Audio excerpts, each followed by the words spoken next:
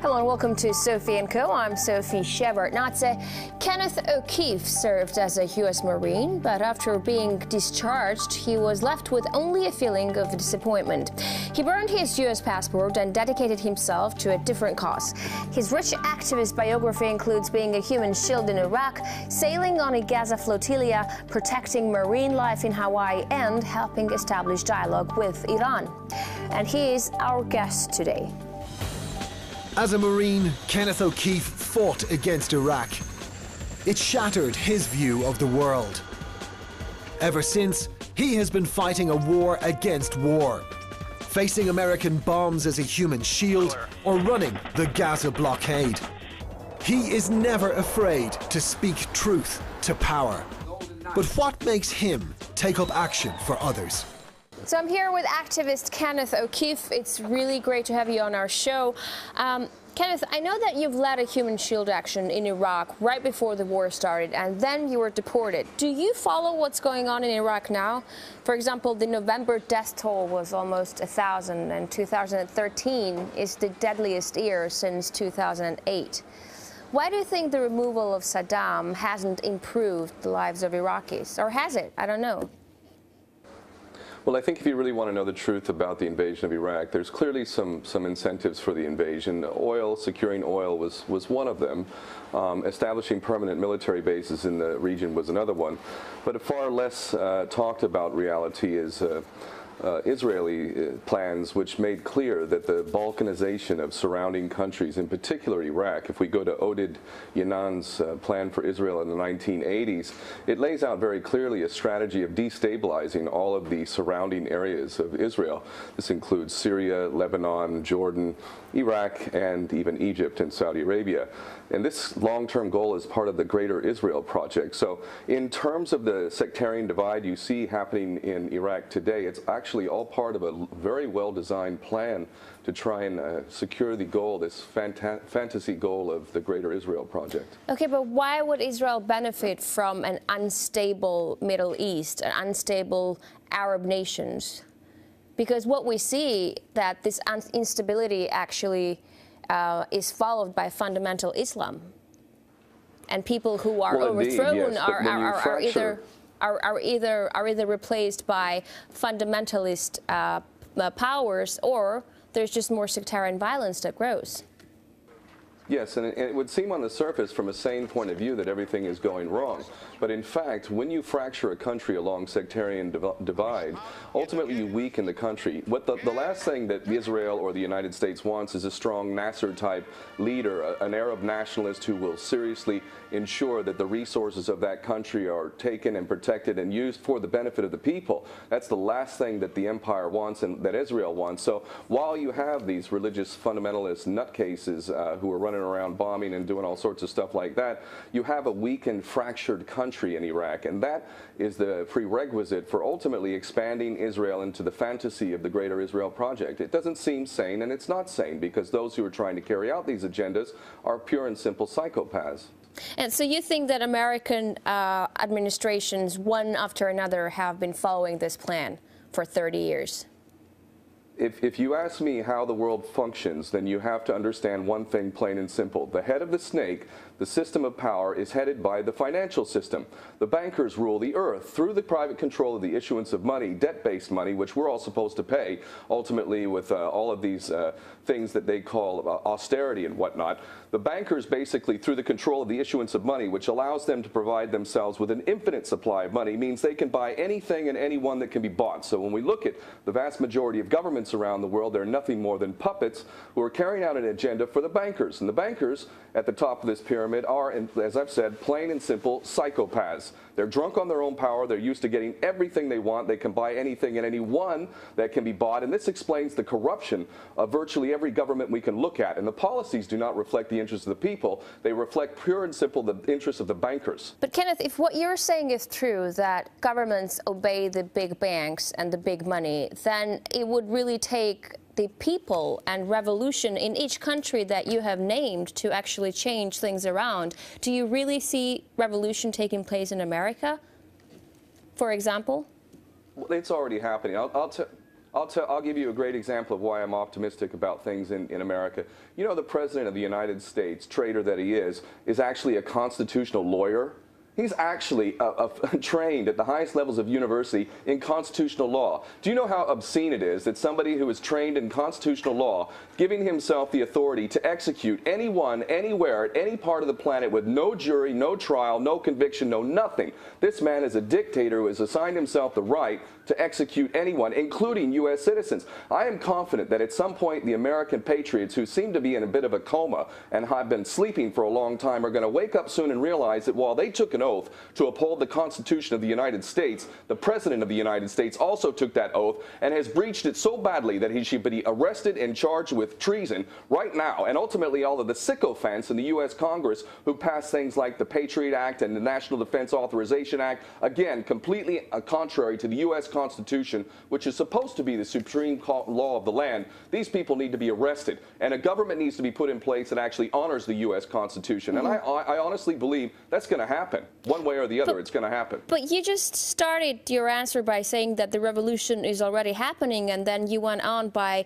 citing everything that's going wrong in America. Like, for example, the NSA leaks, right? You kind of touched upon them. Nothing's really changing within American society. I don't see people coming out in the streets and protesting, even though they know that they're being listened to. Even Europe, look at Europe. Yeah, they express their outrage at the fact that they've been listened to, including the presidents, but nothing is really happening. It's not like America is cutting down on their NSA programs, and it's not like people aren't listened to anymore.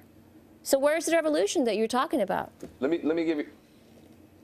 I'll tell you what, this is another thing that really excites me, Sophie, because while you're not seeing it, apparently, and many other people may not be seeing it, let me give you a perfect example where the revolution has already occurred. And the first step of that revolution is awareness. No one is more hopelessly enslaved than those who falsely believe they are free. The people of the world are starting to realize that they have been enslaved in a financial system which is effectively selling the future of their children down the river. And more people are becoming aware of that. They're also sick and tired of being lied to about one boogeyman after another. And ultimately, what happened in Syria, this is a key point, and I really want to make this point before we move on to the next one, because it's talking about the revolution that you're referring to. The reason why we did not hit Syria, the reason why we did not start bombing Syria is one simple thing, and that is that the people of the West and the world simply did not buy it. They didn't have to go on the street and protest. Keep in mind, back in 2003, we had the largest protest in the history of the world, did not stop the invasion of Iraq. But I'm telling you, the invasion and the occupation and ultimately the bombardment of Syria has been planned long ago. It's a stepping stone towards Iran, which is the ultimate goal for these psychopaths, and they could not bombard Syria, and the reason why they couldn't even vote to secure that vote to favor that here in Britain is because the people overwhelmingly did not buy it. In the United States, the approval for bombardment of Syria was about 9%. That's why the U.S. Congress, which is a treasonous body of government, couldn't even go to a vote on it, because if they went to a vote on it and actually voted for another war, and this farcical war on terror, where the fantastic American servicemen took pictures of themselves saying, I did not join the U.S. military to fight with Al-Qaeda in Syria, says it all. If they had made that move, there would have been an open revolution. The powers that be know that the people are primed and ready to take major steps to stop this. And again, American patriots are going to go into the Congress and the White House eventually and arrest these cowards and traitors. But it's under the surface right now. It's getting ready. It's getting ready. And to show the power of the people, ultimately, we did not go into Syria. This is because the people did not provide the one key element for the powers that be, and that is their consent. If they don't have our consent, they can't do a damn thing. So you actually bring me to my next point, which is Syria, and you're saying the allegations in the Western press that it wasn't Syria but Iran that was the actual goal, the final goal, is true. What happens now if Assad starts to look like he is finally achieving a decisive victory? How will the United States respond, you think? Well, again, keep in mind that the real problem that Assad faces is that while, yes, there are major human rights violations that happen in Syria and in every other Arab country and the United States and the Western world, ultimately there are human rights violations of obscene levels, especially in the United States. So they're in no position to talk about other leaders. Our leaders, the United States president, can execute anyone, anywhere, anytime, and does. So how can we talk about Bashar al-Assad seriously and say that this man is a problem compared but Kenneth, to they Barack will Obama? talk about it, and the world listens to American president. That's the difference. They will talk about it. They keep talking about it. That was the whole purpose of why they wanted to overthrow Assad, because there were supposedly human rights violations in Syria. Yeah, but we can talk about the point that I'm making is that the U.S. president has given himself the authority to execute anyone, anywhere, anytime, for any pretext, any bogus reason. Is that more of a problem to the world than Bashar al-Assad? Of course it is. It's much more of a problem that the President of the United States says he can execute anyone, anywhere, anytime. And yet we're sitting here talking about Bashar al-Assad, which, granted, this man has committed crimes in Syria. There's no question of that. But when we look at the U.S. President, when we look at Israel, when we look at the Britain, this alliance, this true axis of evil between these three countries, the amount of devastation that has occurred in Iraq and Afghanistan and other parts of the world, Yemen, Pakistan, is so devastating. I think it's beggars belief that we as people can be conned into thinking that Bashar al-Assad is the problem, or that Ahmadinejad was the problem. We are the problem. We in the West are the problem, especially the United States government. So it really is quite ridiculous that we get manipulated into saying, oh, we have to take care of this problem over there. The problem is in our own backyard, and we know this. We've got to take care of our dirty, filthy house of corruption. The United States Congress is nothing but a den of traitors, the most sycophantic, disgusting traitors you can imagine. And the White House has got a dictator. This is a problem. This is a major problem, much bigger problem than what's happening in Syria or Bashar al-Assad. And we'll be back after a short break to talk about should Iran be able to develop its nuclear program, and also why is it so bad having an American passport? Stay with us.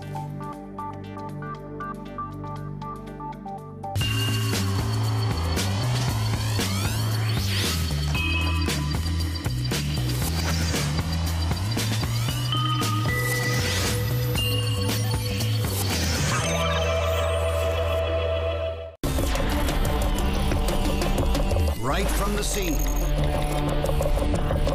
First-rate news and eye-gripping pictures.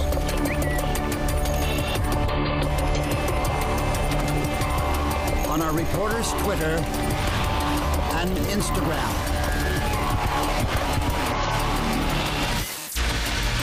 To be in the know, follow us online.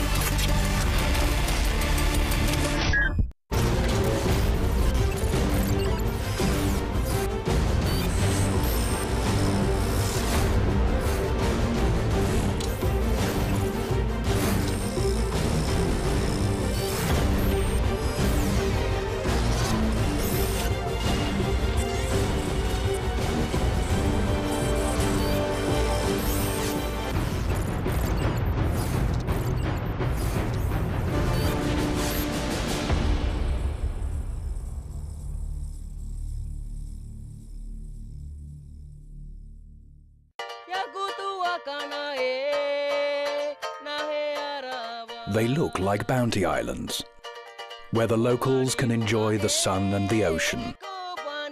But what was buried here years ago means these people are suffering the consequences.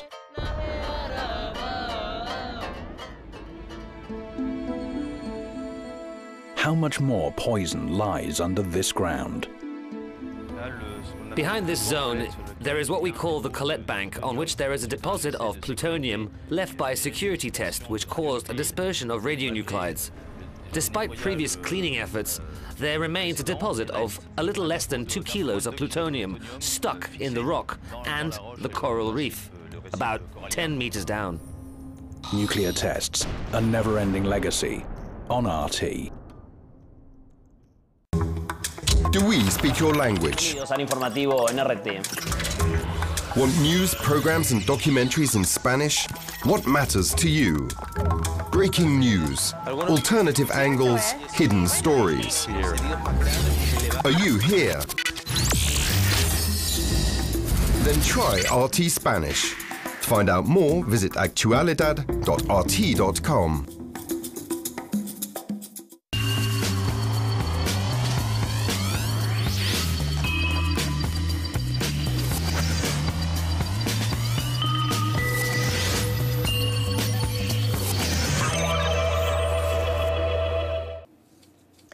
And we're back with the activist Kenneth O'Keefe, live from London. Thank you very much for being with us today. Now, you have great knowledge and strong opinions about events in the Middle East. Iran has recently softened its attitude towards its opponent after decades of deadlock.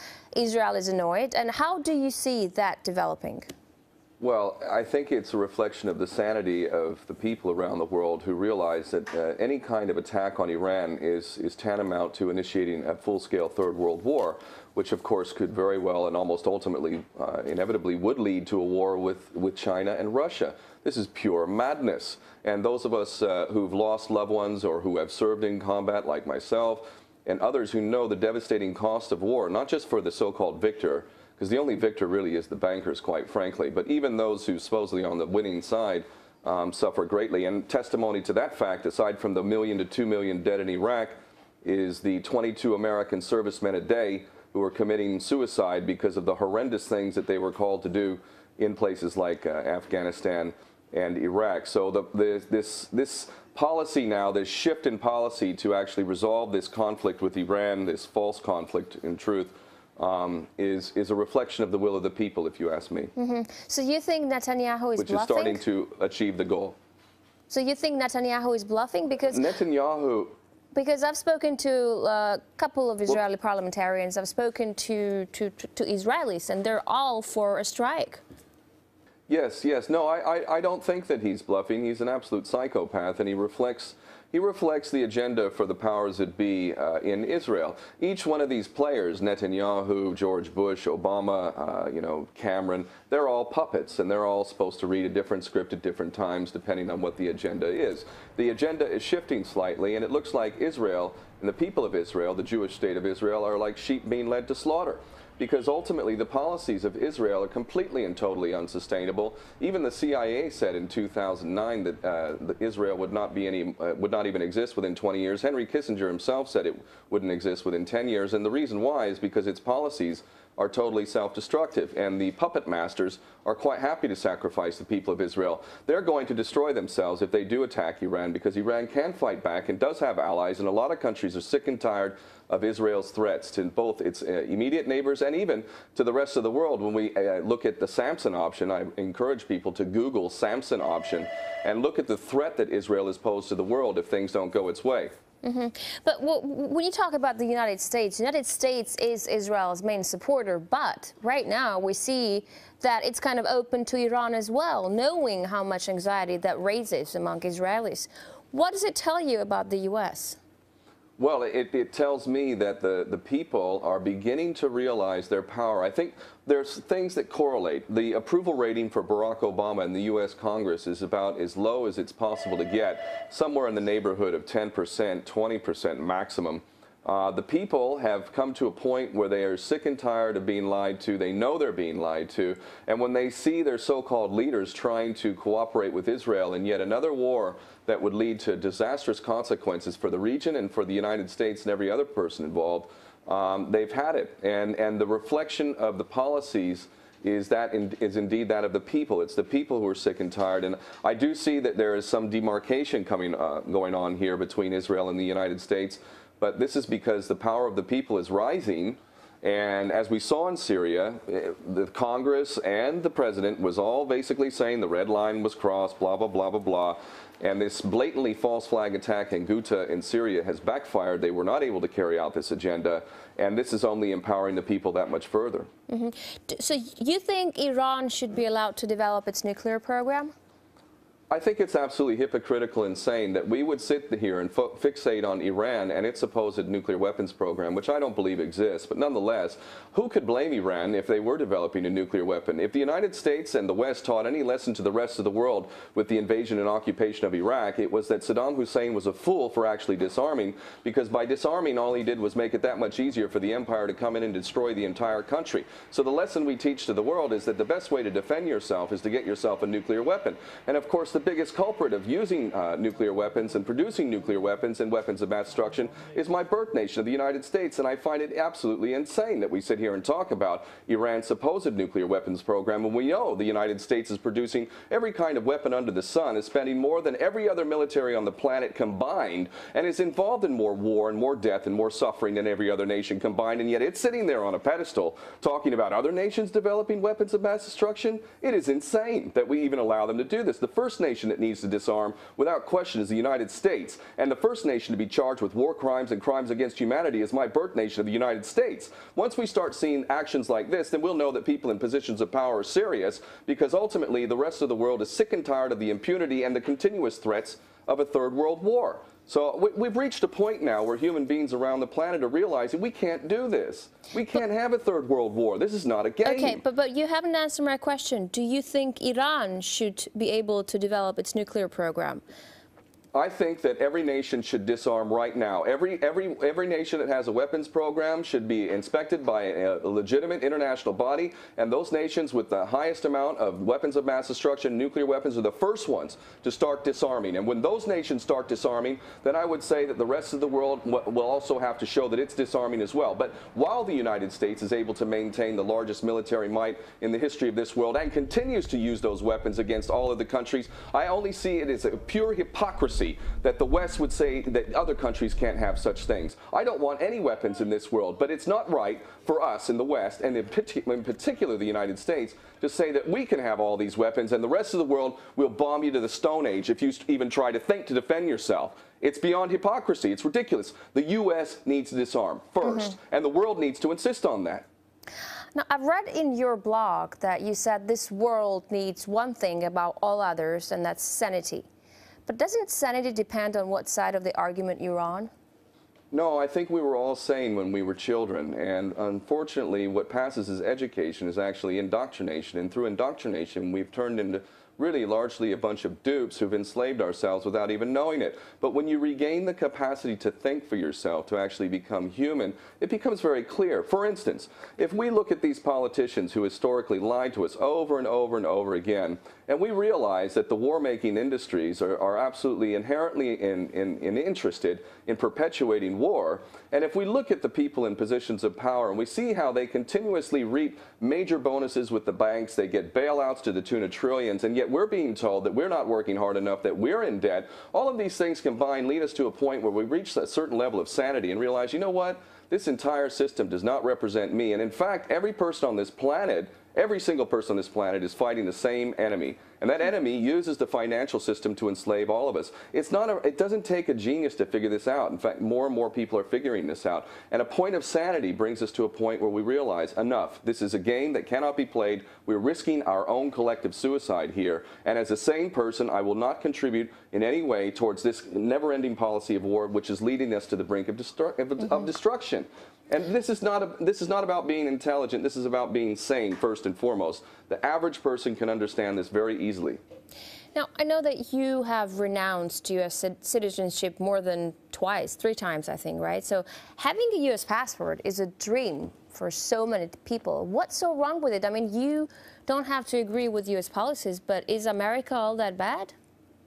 Well, when you look at citizenship, you have to understand that citizenship is a contract. It's a social contract between the state and the citizen. Under that contract, you have supposedly rights, and you also have obligations. Now, I looked at the obligations of being a U.S. citizen, and I realized I cannot pay into a tax system, which is mostly basically paying off debt to the bankers. But nonetheless, we pay into a tax system which is used to produce military capability that is also ultimately used in other parts of the world, which is ultimately killing my brothers and sisters in other parts of the world. I do not agree to contributing to a tax system that is being used to commit mass murder against people I consider to be my brothers and sisters halfway around the world. It's a violation of my ethics as a man, as someone who believes in justice for everyone and wants a better world for everyone. I cannot pay for the murder of my brother or sister, and that's part of the contract of citizenship. So I said, which was to me a sensible thing and a moral thing to do, take my name off of that contract because I do not agree to it, and ultimately I will walk away. And I left a paradise life in Hawaii. I had my own business. I was making money,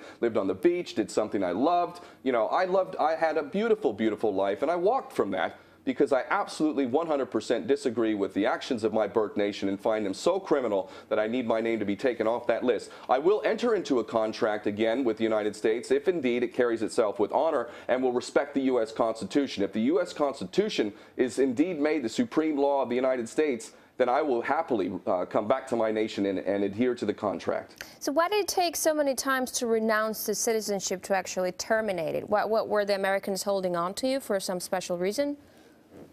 Shouldn't it be just easy to renounce, to say, I don't want to be a citizen anymore, and period? Well, it's not. It's a difficult process. It's costly. You have to leave the country. You have to swear under oath. You have to hand over your passport. You have to fill out the forms. I've done all that. I would argue probably the reason why they have not honored my right of self-determination, a human right of self-determination, is because it could set a precedent, which could spark an imaginative idea that people could look at around the world and say, you know what? I don't actually agree with this contract with my nation any longer. I want to enter into a new contract. This is why I refer to myself as a world citizen. We're all world citizens. My human family is where my allegiance goes. I don't give my allegiance to one unit, one group, one nation, one religion. My whole human family is a brother and sister, and ultimately I give my allegiance to them. That's the contract I will honor. And if any other contract inferior to that one would try to compel me to pay for the murder of my brother or sister, I will not partake in that contract. I'm living here in the UK and haven't made enough money to even be taxable for the last 12 years, but I might make enough money this year to actually be taxable. And I'll tell you what, I will not pay into the UK tax system and fund the murder of my brothers and sisters halfway around the world. I simply refuse to do it. And I would argue that other people should look at a contract like that. And maybe if we all decide to enter into a new contract like that, we can end war for good.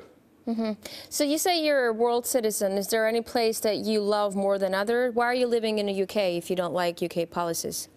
I love Hawaii. My adopted homeland is Hawaii, and the Hawaiian nation was stolen by the United States in 1893, and yet there are my Hawaiian brothers and sisters who are Hawaiian nationals and who know who they are and have not forgotten who they are and take pride in who they are. And if they have their way and I have my way, the Hawaiian nation will no longer be a military outpost for the United States launching its wars of aggression against everybody, the latest boogeyman. Hawaii is the place that I long to live. I plan to return there, but I want the empire out of Hawaii. Hawaii is not an extension of the U.S. empire. It is a Hawaiian nation. And the people of Hawaii, the Kanaka Maoli, deserve to have their nation back. Thank you so much for this wonderful, interesting interview. That's it for today, folks, and we will see you in the next edition of Sophie & Co.